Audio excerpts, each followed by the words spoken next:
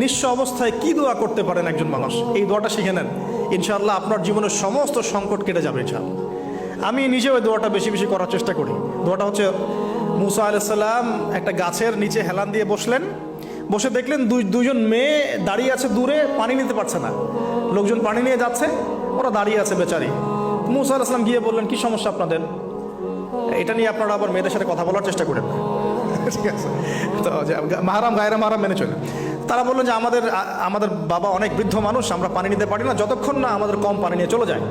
মুসা আলাইহিস সালাম তো একটু বললাম না, ফিজিক্যালি খুব স্ট্রং ছিলেন, থাকে না বডি বিল্ডার, সামনে গিয়ে কথা বলে সরো পানি নিতে দাও, তখন মানুষ একটু মূল্যায়ন করে না। তো মুসা আলাইহিস সালাম এভাবে পানি নিয়ে দিলেন এবং বাছুরদেরকে পানি পান করালেন, করিয়ে গাছের নিচে এসে বসে আছেন। বসে বসে তিনি দোয়া করছেন, এই যে দোয়াটা তিনি দোয়া করছেন, রব্বি, একটা নেক কাজ করলেন, নেক কাজ করলেন না, মানুষের উপকার করলেন, নেক কাজ করে এসে গাছের নিচে বসে দোয়া করছেন, আল্লাহ